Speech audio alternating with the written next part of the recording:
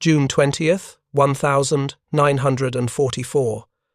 Aboard the crippled carrier Zuikaku, Vice Admiral Jisaburo Ozawa stared at the decimation report with hands that wouldn't stop shaking. In 2 days of combat, the mobile fleet had lost 480 aircraft. Not damaged, not missing, destroyed. The Americans had lost 123, most to fuel exhaustion, not combat. The ratio was catastrophic. But what paralyzed Ozawa wasn't the numbers on the page. It was what he had witnessed through his binoculars. Wave after wave of Japanese aircraft, flown by pilots with barely 40 hours of training, intercepted not by dozens but by hundreds of American fighters. Grumman F6F Hellcats. They appeared in formations so vast they darkened the sky. Blue-grey machines that climbed faster, dove harder, and absorbed punishment that would have shredded a Zero. His radio operators had recorded American pilots joking over open frequencies, calling the battle a turkey shoot, discussing the engagement like target practice. Admiral Chuichi Nagumo, who had commanded the Pearl Harbor strike force, sat in silent devastation in his headquarters bunker on Saipan. Through 3 years of war, he had watched American air power transform from a nuisance into an avalanche. The mathematics of annihilation. The interrogation rooms of post-war Tokyo would reveal that Japanese naval leadership had possessed accurate intelligence about American aircraft production. They had simply refused to believe it was possible. Captain Toshikazu Omai, operations officer for the combined fleet, documented in testimony to the U.S. Strategic Bombing Survey. His reaction upon seeing production figures: "We estimated Grumman was building perhaps 200 Hellcats per month. Our intelligence indicated they were producing 1 aircraft every hour. Around the clock, we dismissed this as propaganda. It was not propaganda." Grumman Aircraft Engineering Corporation, operating from a single plant at Bethpage, Long Island, produced 12,275 F6F Hellcats during the war. 11,000 of those aircraft rolled off the assembly lines in just 24 months. At peak production, a complete Hellcat emerged from the factory every 60 minutes. 24 aircraft per day. 700 per month. Japan's entire aviation industry, comprising dozens of companies across the home islands, produced 76,320 military aircraft during the entire war. America produced 324,750. The ratio, 4.3 to 1. But numbers alone didn't explain the catastrophe unfolding in Philippine waters. The Hellcat revelation, when America mass-produced excellence. December 4th, 1943, the Kwajalein area. The first large-scale air battle involving the F6F Hellcat. 91 Hellcats engaged 50 Mitsubishi A6M0s, once Japan's most feared fighter. The Americans shot down 28 Japanese aircraft. They lost 2 Hellcats. Japanese pilots returning from the engagement filed reports that were initially dismissed as hysteria. The new American fighter was faster than the Zero.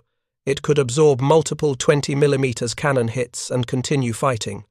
It could outclimb anything in Japanese infantry. When it dove, nothing could follow. Before we jump back in, tell us where you're tuning in from, and if this story touches you, make sure you're subscribed because tomorrow I've saved something extra special for you. Commander Minoru Genda, architect of the Pearl Harbor attack, received these reports with growing alarm. He ordered technical intelligence teams to examine every scrap of wreckage from downed Hellcats. What they discovered shattered assumptions about American industrial capability. The Pratt & Whitney R2800 double Wasp engine produced 2,000 horsepower. Japanese fighters used engines producing 1,100 horsepower. The Hellcat carried 6 .50 caliber machine guns. A 2-second burst unleashed 130 rounds. The lightly built Zero could not absorb that firepower. Most revealing, every Hellcat part was machined to precise tolerances. Components were completely interchangeable between aircraft. American ground crews could swap engines in 30 minutes using pneumatic tools. Japanese crews required 3 days, hand-fitting parts individually. The pilot catastrophe. Training hours versus training minutes. Admiral Ozawa's greatest shock during the Philippine Sea battle wasn't the Hellcats' performance. It was who was flying them. Post-war interrogations revealed Japanese intelligence had tracked the age and experience of captured American pilots. Average age, 21 years old. Average flight time, 5 hours. Average time in combat aircraft, 250 hours. Japanese replacement pilots arriving at forward bases in mid-1944 averaged 40 hours. Total flight time, 40 hours. Many had never landed on a carrier. Some had never fired their guns. American pilots were practicing gunnery with more ammunition than Japan allocated for combat operations. The training differential created a death spiral. When war began in 1941, Japanese Navy pilots averaged 700 hours flight time. By January 1945, this had dropped to 275 hours. Army pilots fell from 500 hours to 130 hours. The Americans moved in the opposite direction. In 1943, the U.S. Navy increased training requirements to 500 hours. By 1944, this reached 525 hours. Commander Masatake Okumiya, survivor of both Midway and the Philippine Sea, testified about the psychological impact of American training superiority. "We sent children against veteran warriors. Our pilots knew they were inadequately trained. They climbed into their cockpits knowing they would die. Not might die, would die. American pilots climbed into superior aircraft knowing they would probably return." The industrial multiplication factor. Japan trained 46,000 pilots during the entire war. America trained 250,000. But the disparity was greater than a 5-to-1 ratio suggested. America rotated experienced pilots out of combat into training roles. Veterans taught the next generation. Japan kept experienced pilots in combat until they were killed. When they died, their knowledge died with them. The legendary Japanese ace Saburo Sakai wrote in his memoirs about the training regime of 1938, more than 1,500 applicants, 70 selected, 25 graduated. By 1944, Japan was accepting anyone who could walk and had 20/20 vision. The fuel equation made training impossible. Japanese pilots practiced with gliders during the first month of training to conserve aviation gasoline. American training consumed more fuel than Japanese combat operations. The U.S. Navy used fuel for practice that exceeded Japan's entire monthly allocation. June 19, 1944, the Great Marianas Turkey Shoot. The day began at 5:15 a.m. when American radar detected the first Japanese strike wave. Before the Japanese aircraft came within visual range, 450 Hellcats were airborne. Task Force 58, commanded by Vice Admiral Mark Mitcher, had launched the largest fighter screen in naval history. 15 American carriers, each carrying up to 30 Hellcats. The Japanese had planned to launch a coordinated strike beyond the range of American fighters, land on Marianas airfields to refuel, then attack the American fleet from behind. It was tactically sound. It was also based on calculations that were 3 years out of date. American carriers now operated Hellcats with combat ranges exceeding 1,000 miles. The Japanese hammer and anvil would catch only American fighters at both ends. What followed was not a battle. It was a massacre. Japanese aircraft, many flown by pilots who had never seen combat, encountered defensive formations they had no chance of penetrating. Lieutenant Alexander Vrasiu, flying from USS Lexington, shot down 6 Japanese aircraft in 8 minutes. Lieutenant William Hardy earned his ace status in a single sortie, destroying 5 aircraft in 70 minutes. These weren't exceptional engagements. They were routine. American pilots described Japanese aircraft as hanging in the air, flying so slowly, so predictably, that veteran Hellcat pilots had to deliberately slow down to avoid overshooting their targets. The final tally. Day 1 saw 346 Japanese carrier aircraft destroyed. Over 2 days, combined air and sea combat eliminated 480 Japanese aircraft. The Americans lost 23 aircraft to enemy action on June 19, 23. The kill ratio was 19-1, but even this staggering figure understated the catastrophe. Japan had committed nearly every carrier-qualified pilot remaining in its inventory. Most died. Training replacements would require months Japan didn't have. The submarine scissors, precision cutting of carrier aviation. While Hellcats filled the sky, American submarines demonstrated another dimension of industrial superiority. USS Albacore torpedoed the carrier Taiho with a single shot. The carrier's aviation fuel system, poorly designed and maintained, created vapor clouds that ignited hours later. The explosion destroyed the fleet's flagship. USS Kavala struck the carrier Shokaku with 3 torpedoes. The veteran carrier, survivor of Pearl Harbor, Coral Sea, and Santa Cruz, broke apart and sank. In minutes, 2 fleet carriers, irreplaceable resources, REAP, vanished. The submarines that killed them represented depth of industrial capacity Japan couldn't imagine. America commissioned 228 submarines during the war. Japan built 126. But the technological gap exceeded numbers. American submarines used radar, advanced torpedoes, and damage control systems that allowed them to survive depth charging that would have sunk Japanese boats. Most importantly, America had submarines to spare for training, for experimental tactics, for replacement of losses. Japan used submarines as cargo vessels. Desperate to resupply isolated garrisons, valuable submarines hauled rice instead of hunting enemy shipping. This single fact, 20 submarines reduced to cargo delivery, epitomized the resource catastrophe. The Bethpage assembly line, manufacturing air supremacy. Grumman's plant, number 3 at Bethpage employed 25,000 workers at peak production. Women comprised 40% of the workforce. They operated pneumatic riveters, electrical welders, and precision machine tools. The factory operated 24 hours per day, 3 shifts, 7 days per week. A single American factory employed workers numbering 71% of Japan's entire aircraft industry workforce of 35,000. The assembly line used techniques Japan couldn't replicate. Prefabricated sections built in factories across Long Island were transported to Bethpage for final assembly. Electric welding replaced riveting for major components.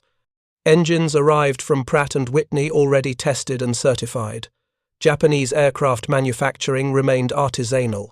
Master craftsmen hand-fitted parts. Engines required individual adjustment. Quality control depended on inspectors' experience, not measured tolerances. Mitsubishi required 3 weeks to build a twin-engine bomber. Grumman completed a fighter in days. The replacement revelation, when victory became mathematically impossible. Admiral Ozawa's diary entry from June 22, 1944, revealed the moment Japanese naval aviation died. Lost 3 carriers, 480 aircraft, perhaps 400 pilots. Americans will replace their losses in weeks. We cannot replace ours in years. The war is lost. He was correct. Within 6 months, American carrier air groups returned to full strength. Replacement Hellcats arrived by the dozen. Pilots with 500-plus hours training filled empty cockpits. Japan never recovered from the Philippine Sea losses. The mathematical reality was absolute. Essex-class carriers entered service throughout 1943 to 1944. 17 were commissioned, each designed to operate 90 aircraft. Independence-class light carriers added 9 more ships. By war's end, America possessed 141 carriers of all types. Japan completed 3 additional fleet carriers during the entire war. 3. The disparity was 4-7 to 1 inch America's favor. When Japan lost a carrier, the fleet permanently contracted. When America lost a carrier, 2 more appeared within months. The night of endless Hellcats, psychological destruction. American dominance extended beyond daylight hours. F6, F5 Newtons night fighters, equipped with radar, hunted Japanese aircraft in darkness. More than 1,400 Hellcat night fighters entered service. They carried AI radar that detected targets 5 miles away. Japanese pilots, already overwhelmed by day combat, now faced interception at night. Pilots returning from missions reported being tracked by unseen enemies. Radio operators heard American pilots coordinating attacks on targets the Japanese couldn't see. The psychological impact exceeded material losses. When the sky belonged to the enemy 24 hours per day, when every mission might end in flames without ever seeing the attacker, morale collapsed.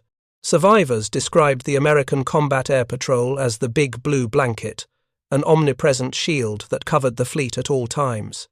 This constant Hellcat presence represented industrial capacity Japan simply didn't possess. Keeping 450 fighters airborne simultaneously required vast numbers of aircraft, pilots, fuel, ammunition, and maintenance personnel. Japan couldn't sustain 450 fighters across its entire Pacific theater. America maintained that force over a single invasion fleet. The final admission, Ozawa's post-war testimony. Vice Admiral Ozawa's interrogation by U.S. Strategic Bombing Survey officers produced the most comprehensive admission of technological defeat in naval history. His testimony, delivered in precise detail, documented every aspect of Japan's failure. The Hellcat shocked us, not because of a single characteristic, but because of everything simultaneously. It was fast, heavily armed, strongly built, and flown by well-trained pilots. Our intelligence had warned us about superior American industry. We didn't understand what this meant in practice. One American factory produced more fighters per month than our praise of entire nation. Their pilots trained longer, flew better aircraft, and faced little danger. Ours trained briefly, flew inferior machines, and died immediately. The mathematical outcome was never in doubt. We discussed spirit overcoming material disadvantage. Spirit cannot defeat industrial capacity of that magnitude. Commander Okumiya's testimony added technical specificity. We examined crashed Hellcats whenever possible. The engine was marvels of engineering. The hydraulics, electronics, fuel systems, every component represented manufacturing capability we couldn't approach. A single Hellcat contained more advanced technology than our newest fighters. Most devastating was learning that Hellcats were considered obsolescent by American standards when they entered service. They were building even better fighters simultaneously. We were struggling to match American weapons of 1,943, while they prepared weapons of 1,945. The cumulative destruction, numbers that ended naval aviation. Post-war analysis revealed the quantitative impossibility of Japanese victory in the air. The statistics formed an equation with only one solution. Carrier aircraft production, USA 141 carriers, Japan 17 carriers, 8.3 to 1. Fighter production specifically for carriers, F6F Hellcat, alone, 12,275 units. All Japanese carrier fighters combined during the war, approximately 15,000 units. But Japan also needed fighters for land bases, leaving perhaps 8,000 for carrier operations. The Hellcat, a single American fighter type, nearly equaled Japan's total carrier fighter production. Total military aircraft, USA 324,750, Japan 76,324.3 to 1. But breaking down by roles revealed worse disparities. Carrier-capable aircraft. USA possessed surplus capacity. Japan struggled to meet minimum requirements. Pilot training hours. Average American pilot, 1,944, 525 hours. Average Japanese pilot, 1,944, 40 to 275 hours depending on service branch. Training ratio, 2 to 1 at minimum, 1:3 to 1 at peak. Combat. Effectiveness. The 1:9 to 1 kill ratio at Philippine Sea represented the accumulated effects of superior training, superior aircraft, superior tactics, and industrial depth. The Turkey Shoot wasn't one battle. It was the culmination of 3 years of American industrial mobilization, creating a force Japan couldn't resist. The August occupation. When the factory came to visit, September 2nd, 1945. Tokyo Bay. The surrender ceremony aboard USS Missouri represented the final humiliation for Japanese naval aviation. Admiral Ozawa stood on shore, watching the carrier fleet at anchor. More than 100 carriers visible in a single harbor, each carrying more aircraft than Japan had possessed at Midway. American ground crews serviced Hellcats on carrier decks. Maintenance that would have required days for Japanese mechanics took American crews hours. Replacement parts arrived by the ton, entire engines swapped in minutes. The industrial capacity gap, theoretical in 1942, was now physically present in Japan's most important harbor. Within weeks, occupation forces established air superiority over Japan, using forces considered surplus by American standards. Hellcats patrolled Japanese skies as demonstration units. The message was clear. These were the fighters that destroyed your air force. We have thousands more. We can build thousands more. Resistance is mathematical impossibility. The pilot testimony. When warriors met factories. Interviews with surviving Japanese naval aviators revealed the psychological impact of facing industrial supremacy. Lieutenant Zenji Abe, who survived multiple encounters with Hellcats, described the moment he understood Japan had lost. My third mission over Saipan. We launched 16 fighters, met perhaps 50 Hellcats. I survived only because American pilot chasing me was called away to intercept bombers. As I fled, I saw formations of Hellcats climbing to altitude. Not dozens, hundreds. The sky was blue-grey with American fighters. I returned to my carrier and reported to my commander. Told him Americans had unlimited aircraft. He ordered me to report to medical officer for evaluation. Thought I was suffering combat fatigue. But 2 days later, everyone saw the same thing. That's when we knew. You cannot defeat an enemy who manufactures fighters faster than you can shoot them down. Commander Tadashi Nakajima documented his squadron's encounters with Hellcats in personal letters later recovered. June 19th. Intercepted American bombers. Engaged by 30 Hellcats. Lost 4 pilots. Killed 2 Americans. Moral victory, we claimed. June 20th. Engaged by 40 Hellcats. Lost 6 pilots. Killed 1 American. June 21st. Cannot launch. No pilots remain with carrier qualification. Squadron effectively destroyed in 3 days. The logistical multiplication. Hellcats that never stopped coming. The true measure of American industrial supremacy wasn't production numbers. It was sustainability. Japan struggled to maintain frontline aircraft. Engine overhauls required weeks. Replacement parts didn't exist. Battle damage often meant permanent loss, even for repairable aircraft. America maintained Hellcats effortlessly. Damaged fighters returned to carriers. New engines arrived within hours. Airframe damage was patched with prefabricated sections. Aircraft that would have been written off as total losses in Japanese service were returned to combat status in days. Grumman manufactured not just fighters, but an entire logistical system. Spare parts inventory, maintenance manuals, specialized tools, trained mechanics, e.s. The industrial infrastructure supporting Hellcats exceeded Japan's capacity to build aircraft in the first place. The F6F was an engineered product designed for mass production and field maintenance. Japanese fighters remained craftsman-built machines requiring artisan care. When skilled mechanics died, maintenance quality collapsed. When supply lines were cut, aircraft couldn't be repaired. By 1944, Japan had aircraft that couldn't fly due to lack of spare parts, fuel, or trained personnel to service them. The final statistical verdict, 1-9-1. The Hellcats combat record stands as history's most comprehensive demonstration of industrial capacity determining military outcomes.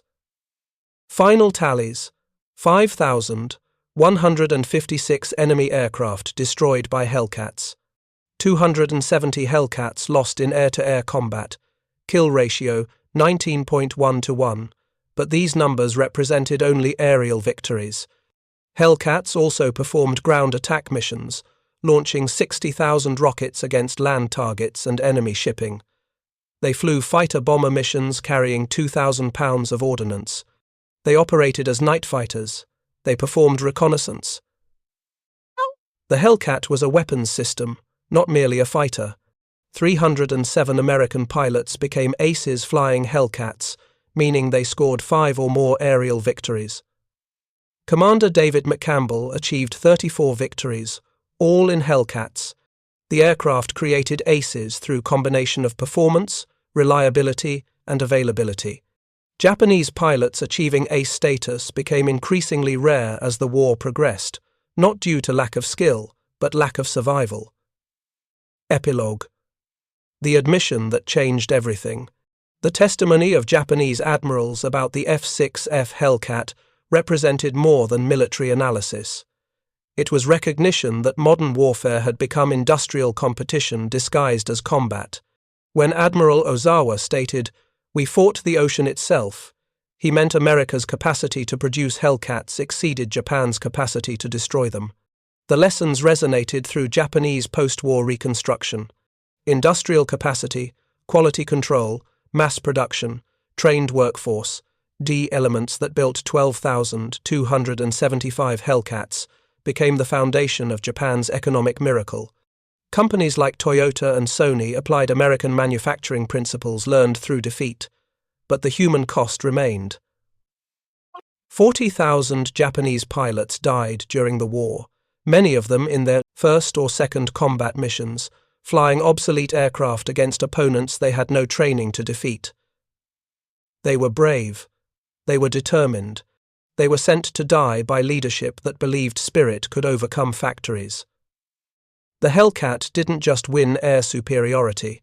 It demonstrated that in industrial warfare, the nation that can mass-produce excellence inevitably defeats the nation that can only handcraft adequacy. Grumman built 1 Hellcat per hour.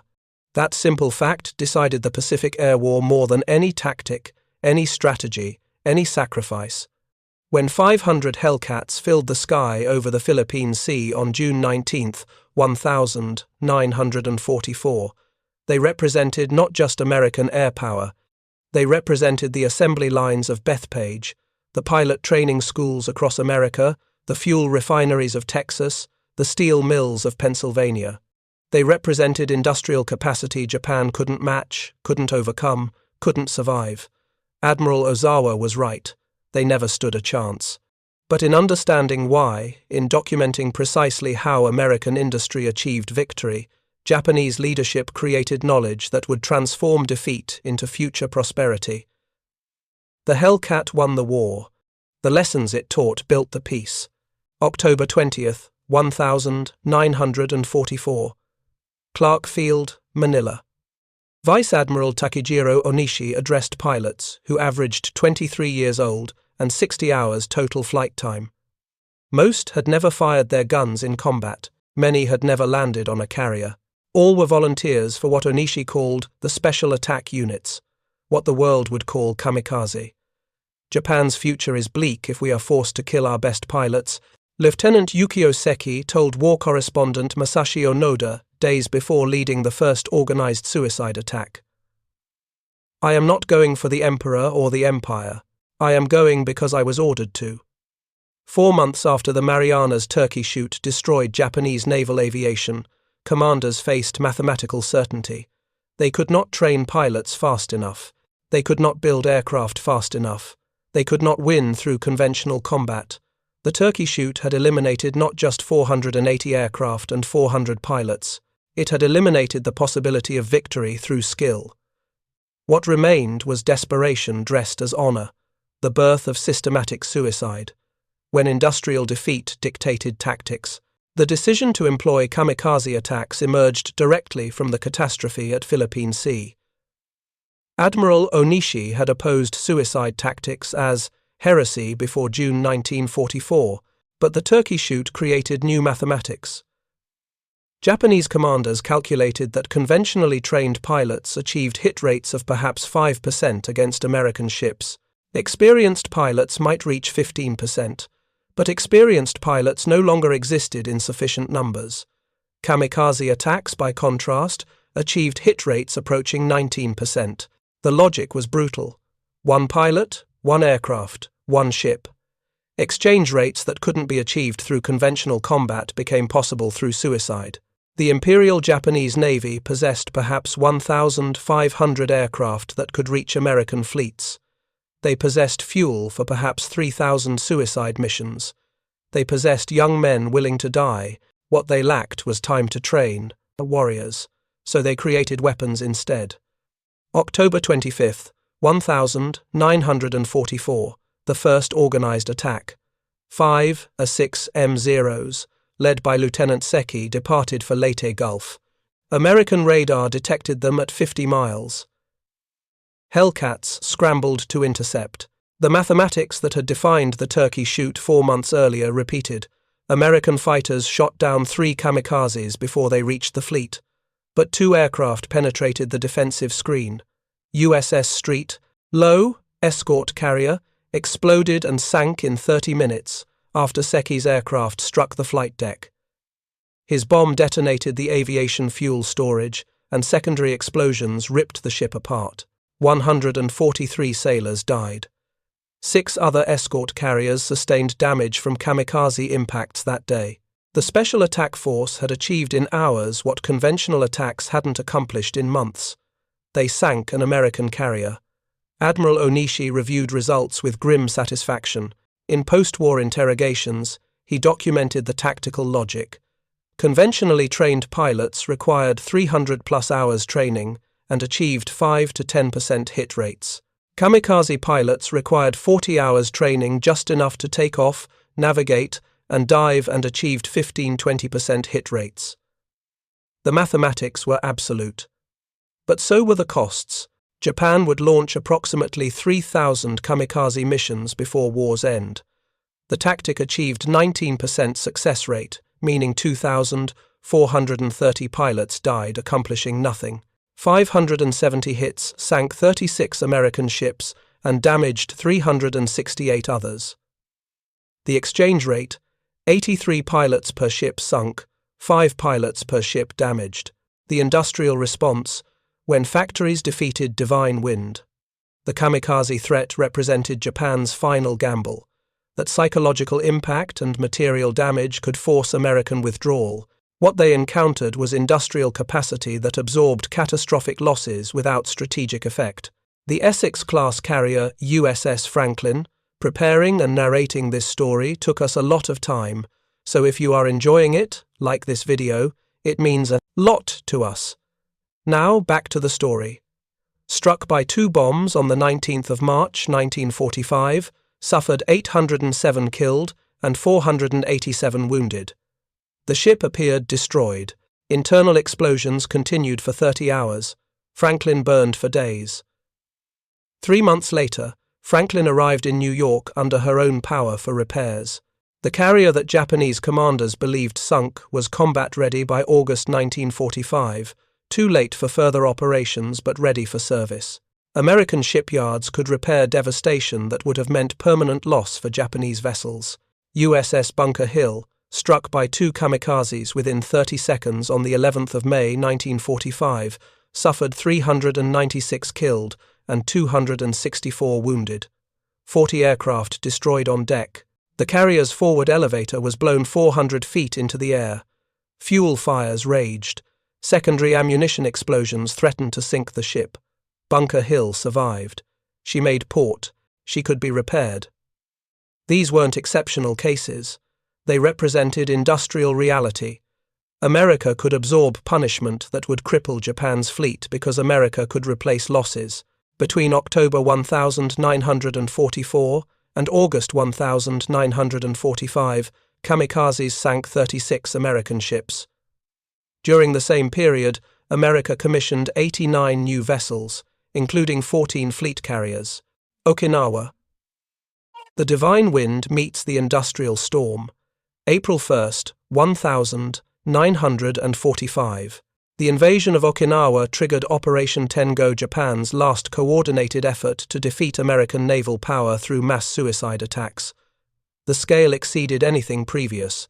Between April 1 and the 22nd of June 1945, Japan launched approximately 1,900 kamikaze missions against the American Fifth Fleet. The statistics revealed both kamikaze effectiveness and ultimate futility. The attacks sank 36 ships, damaged 368 others, killed 4,907 American sailors, wounded 4,874 more. For the U.S. Navy, Okinawa represented the highest single campaign casualties of the entire war. Naval deaths exceeded wounds for the first time, testament to kamikaze lethality, but the casualty differential told the deeper story. Japan lost over 2,000 kamikaze pilots at Okinawa alone. Their sacrifice achieved tactical successes: ships sunk, operations disrupted, psychological trauma inflicted. But strategically, the divine wind failed.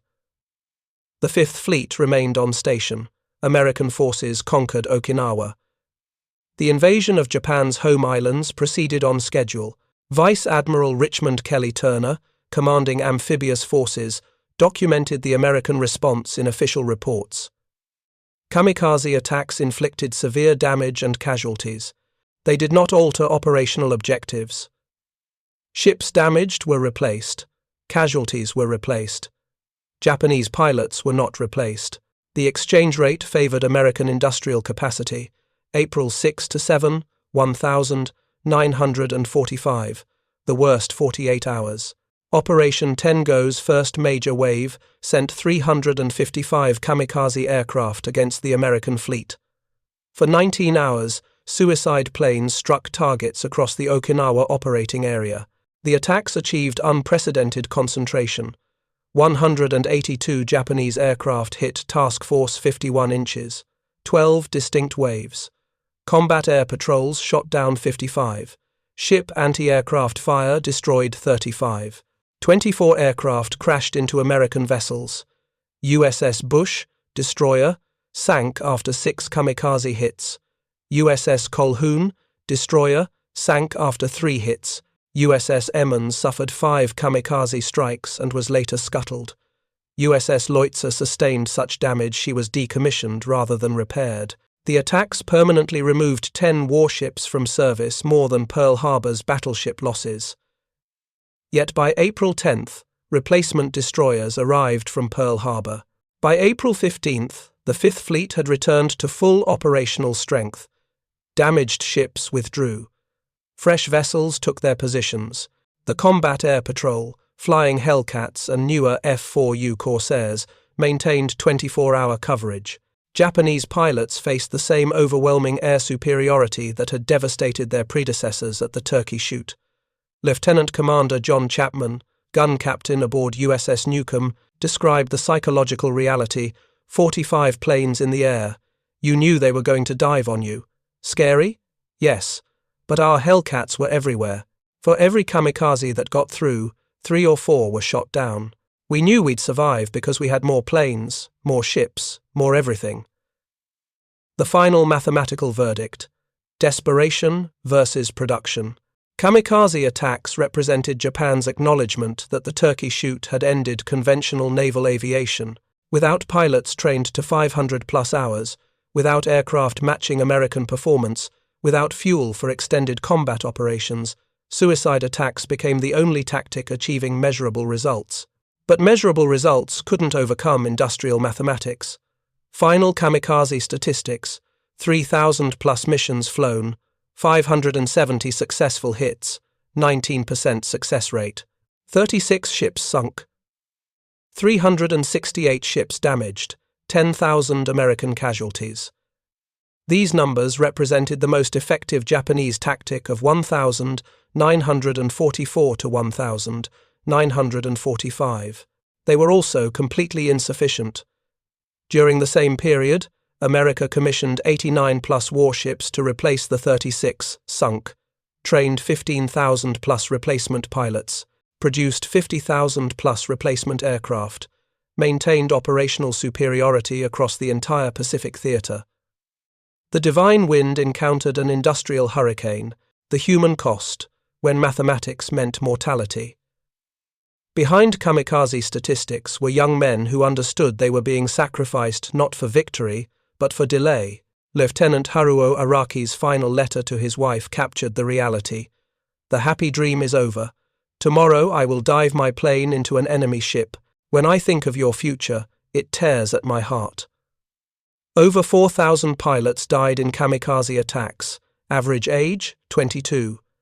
Average flight training, 40 to 70 hours. Most never damaged a target. Their sacrifice didn't turn the tide.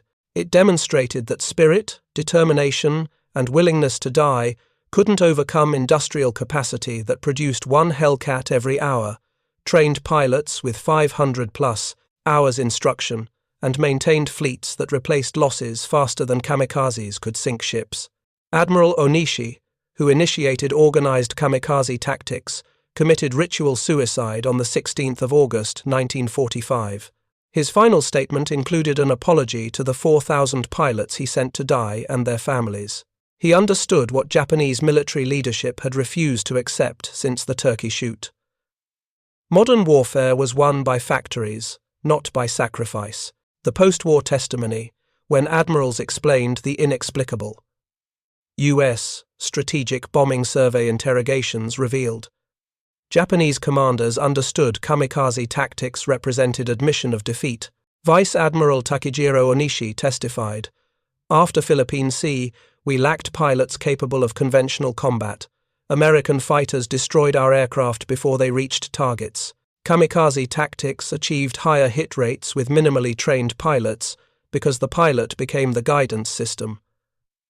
But this acknowledged we could no longer train warriors. We could only create weapons." The effectiveness statistics proved his point. Conventional attacks 1,944 to 1,945, 5 to 10% hit rate. Kamikaze attacks, 19% hit rate. But the cost-benefit analysis revealed futility. 83 pilots per ship sunk. During the same period, America was training 250 pilots per day. The exchange rate mathematically favored American industrial capacity. Admiral Matome Ugaki, final kamikaze casualty of the war, died leading a suicide mission on the 15th of August 1945 hours after surrender. His final act symbolized the fundamental miscalculation that determination could overcome production, that one carrier sunk mattered when America built 141 carriers. That 4,000 pilots sacrificed mattered when America trained 250,000 pilots. Epilogue. From Turkey Shoot to Divine Wind to surrender. The arc from the 19th of June, 1944, to the 15th of August, 1945, traced Japan's descent from conventional defeat to desperate tactics to final surrender. The Turkey Shoot eliminated trained pilots, irreplaceable carriers. Kamikaze attacks represented recognition that conventional combat was impossible. The industrial statistics told the story. American production exceeded Japanese destruction at every level. The F6F Hellcat, mass-produced at 1 per hour, remained the symbol of American supremacy. Between the Philippine Sea and Okinawa, Hellcats and their successor aircraft maintained air superiority that turned every kamikaze mission into a gauntlet few survived. The Divine Wind achieved tactical successes but couldn't overcome the industrial storm. Final toll: 500 Hellcats present at the Turkey Shoot became 12,275 Hellcats produced by war's end. Those aircraft, combined with other American fighters, established air superiority so complete that Japan's final tactic was suicide. Not because Japanese pilots lacked courage, they possessed courage beyond measure, but because courage, alone, cannot defeat industrial capacity producing warriors, weapons, and ships in quantities that absorb catastrophic losses and continue operations without pause. The Turkey Shoot proved Japanese naval aviation couldn't survive conventional combat. Kamikaze tactics proved that even sacrificing pilots as guided missiles couldn't overcome American production. The lesson was absolute. Modern industrial warfare rewards the nation that can produce excellence in quantity. Spirit, determination, and sacrifice matter. But against an enemy producing 1 fighter per hour, training pilots to 500+ hours, and replacing losses faster than they accumulate, spirit alone cannot achieve victory. Admiral Ozawa was right on the 20th of June 1944. They never stood a chance. The divine wind only prolonged the inevitable. September 2nd, 1945, 08:43 hours. Tokyo Bay. Vice Admiral Jisaburo Ozawa stood on the shore at Yokosuka Naval Base, watching through binoculars as the USS Missouri hosted the surrender ceremony. He counted the vessels assembled in the bay, more than 300 ships, 15 fleet carriers visible from shore, dozens more escort carriers. The entire American Third Fleet, casually displaying more naval power than Japan had possessed at the war's peak. Behind him, the ruins of Japan's greatest naval base stretched for miles, aircraft hangars empty, repair facilities idle, dry docks containing only wrecks, and in the harbor approaches, dozens of American warships flying flags he recognized from the Turkey Shoot. USS Lexington, USS Essex, USS Yorktown, the same carriers that had launched the Hellcats that destroyed his fleet 15 months earlier. The mathematical endgame had arrived. Not with the atomic bombs, those merely accelerated the inevitable. Not with the Soviet invasion that was opportunistic exploitation. The war ended because the industrial equation solved on June 19, 1944, at the Philippine Sea, had finally reached its conclusion. Japan possessed no carriers, no aircraft, no trained pilots, no fuel, no hope. America possessed everything. The ceremony of industrial vindication. At precisely 0902 hours, General Douglas MacArthur began the ceremony aboard Missouri's teak deck. Every detail carried symbolic weight. The American flag overhead was the same one that flew over the Capitol on the 7th of December 1941. Mounted on a nearby bulkhead, Commodore Perry's flag from 1853, when American ships first forced Japan to open its ports. The message was clear. History had come full circle. Foreign Minister Mamoru Shigemitsu, limping on an artificial leg from a 1932 assassination attempt, signed first. His hand trembled as he wrote his name on the instrument of surrender. General Yoshijiro Umezu, chief of the Imperial General Staff, signed for the Japanese military. His face remained rigid, expressionless. Both men understood they were signing admission of complete industrial defeat. MacArthur used 6 pens to sign, distributing them to witnesses. 2 went to former prisoners of war, Lieutenant General Jonathan Wainwright and Lieutenant General Arthur Percival, both of whom had surrendered to Japanese forces in 1942. Their presence symbolized reversal of fortune. The conquered had become conquerors. The industrially superior had prevailed. Admiral Chester Nimitz signed for the United States. Behind him stood Admiral William Bull Halsey, whose Third Fleet surrounded the Missouri. Representatives from Britain, China, Soviet Union, France, Australia, Canada, Netherlands, and New Zealand added their signatures. 9 nations joining to accept Japan's surrender. The ceremony lasted exactly 23 minutes. At 0925 hours, MacArthur declared, "These proceedings are closed." At that moment, 349 carrier aircraft appeared overhead in formation. They were followed by 462 B-29 superfortresses, the bombers that had burned Japan's cities. The aerial armada represented American industrial capacity, 811 aircraft, perfectly coordinated, appearing precisely on schedule.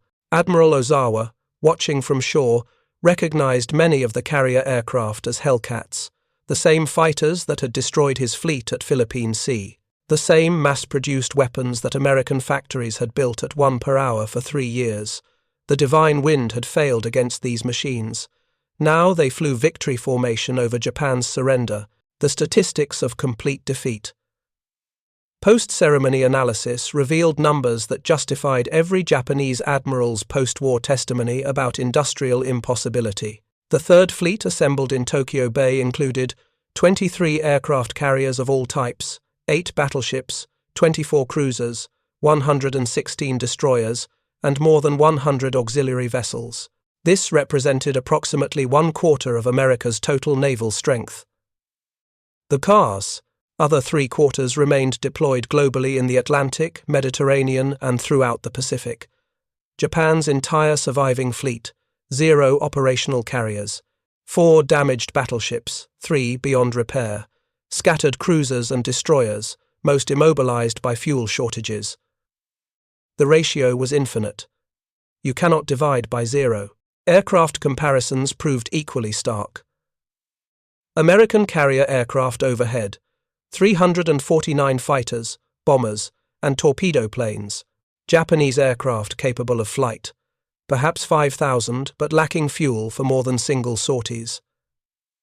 Pilot quality. American pilots averaged 500+ training hours. Japanese replacement pilots averaged 40 to 70 hours, barely enough to take off and land. But the surrender statistics that most dramatically illustrated industrial defeat came from production totals accumulated during the ceremony planning. The numbers were compiled by U.S. Strategic Bombing Survey officers who would soon interrogate Japanese leadership. The final production reckoning, August 1,945. Total military aircraft production. USA 324,750. Japan 76,320. Final ratio 4.3 to 1. But this aggregate concealed greater disparities in specific categories. Fighter aircraft, USA 99,950. Japan 30,447. 3.3 to 1. Carrier-capable aircraft. USA possessed surplus capacity, hundreds of aircraft awaiting assignment. Japan possessed 0 operational carrier aircraft. The Hellcat specifically, 12,275 produced.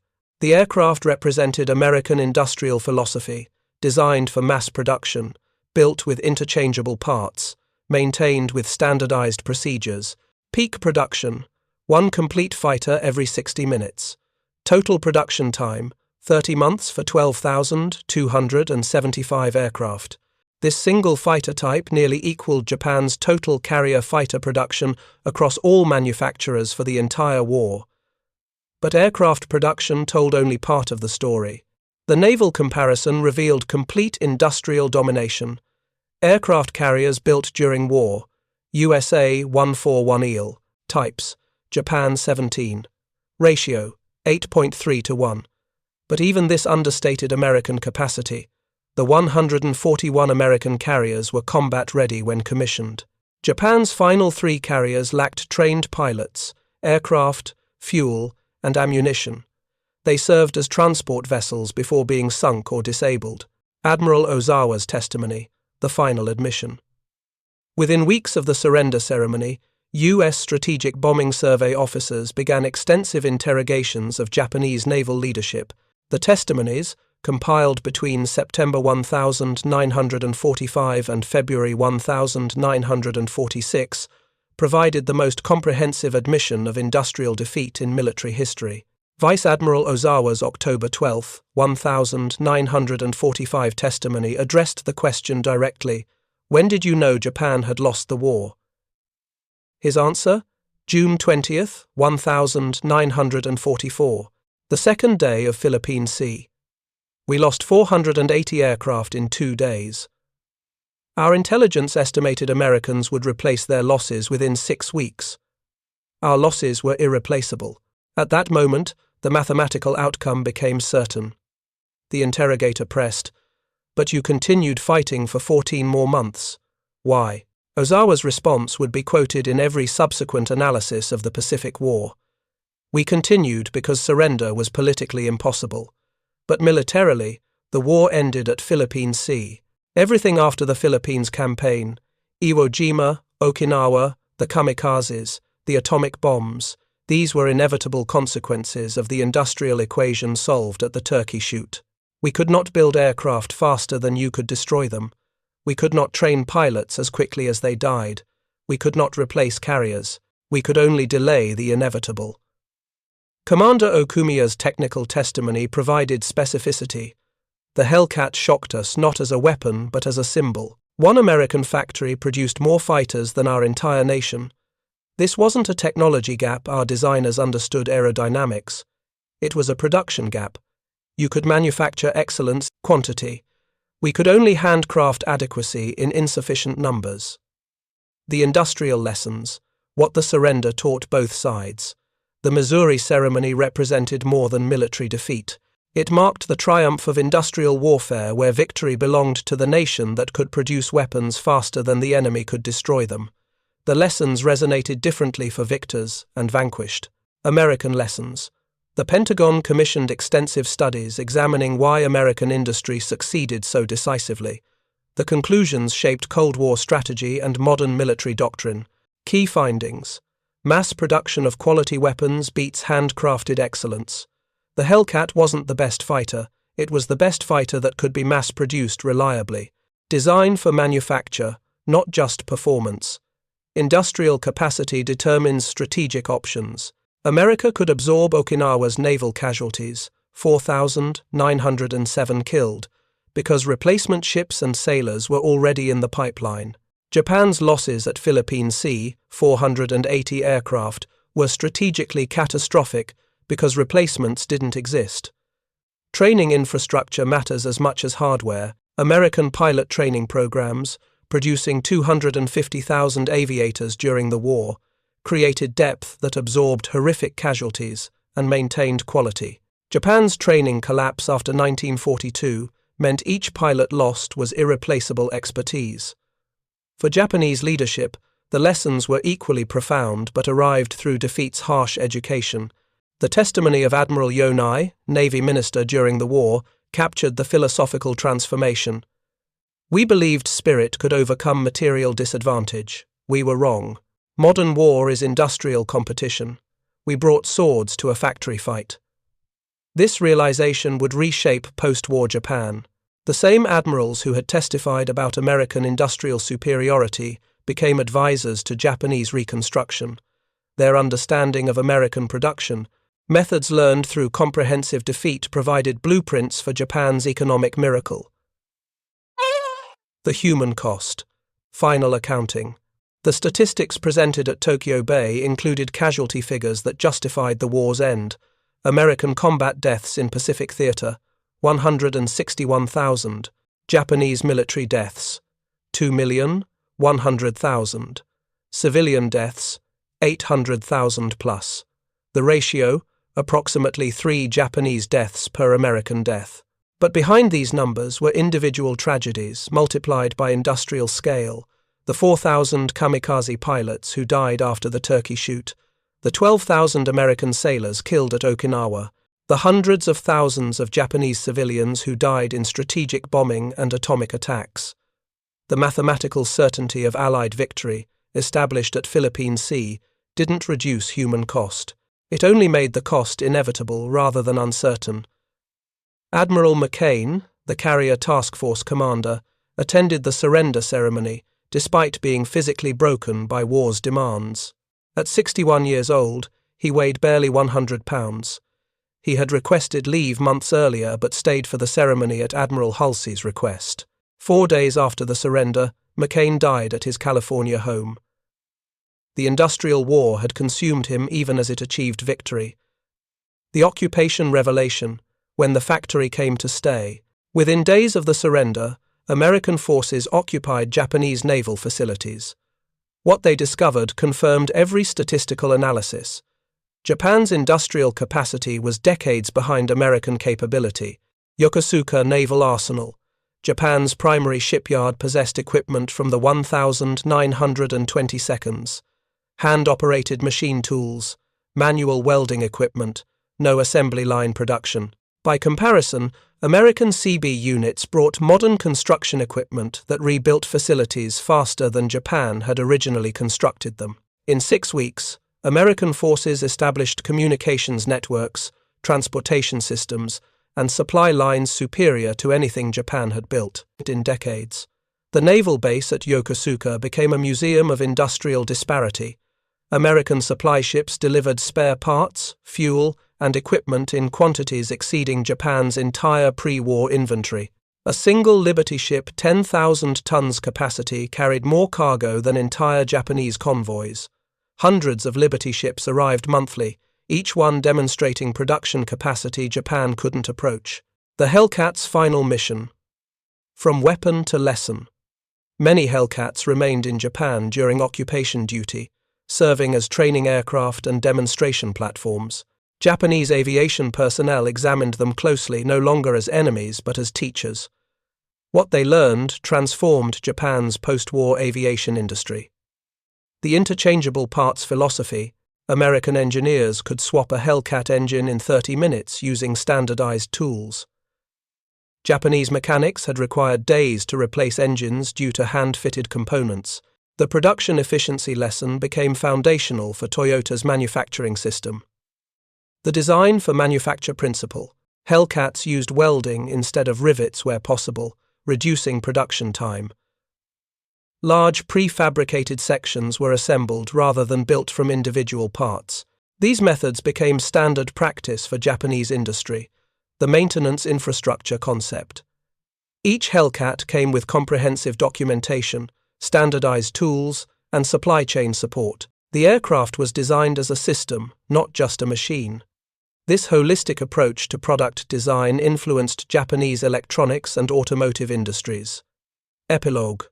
From September 2nd forward, the ceremony aboard Missouri lasted 23 minutes. Its consequences lasted decades. The industrial lessons learned through defeat transformed Japan from militaristic empire to economic powerhouse. The companies founded by former naval officers, Sony, Honda, Toyota, applied American production principles to consumer goods, eventually competing with American industry in global markets. For America, the surrender validated industrial warfare doctrine that would shape Cold War strategy. The ability to outproduce opponents became central to military planning. The Hellcat, symbol of mass-produced excellence, established patterns that influenced F-86 Sabres in Korea, F-4 Phantoms in Vietnam, and F-16 Seconds in subsequent conflicts, but the human cost remained undeniable. Admiral Onishi, who had initiated kamikaze tactics, committed ritual suicide on August 16, 1945. His final statement apologized to the 4,000 pilots he sent to die. His death acknowledged that spirit, determination, and sacrifice, however profound, cannot overcome industrial capacity, producing weapons at industrial scale. The 500 Hellcats that filled the sky over Philippine Sea on June 19, 1944, became 12,275 Hellcats by war's end. They became 349 aircraft over Tokyo Bay on September 2, 1945, celebrating industrial victory. They became lessons that rebuilt a devastated Japan into an economic miracle. They became proof that modern warfare rewards the nation that can manufacture excellence in quantity, train warriors with resources to spare, and absorb catastrophic losses while maintaining strategic momentum. Admiral Ozawa was right. They never stood a chance. But in understanding precisely why, in documenting the industrial equation with mathematical precision, Japanese leadership created knowledge that transformed defeat into future prosperity. The Hellcat won the war. The lessons it taught built the peace that followed. September 2nd, 1945, 0925 hours. The signatures were complete. The war was over. And 349 aircraft flew overhead, including Hellcats, demonstrating that the industrial storm had never stopped blowing.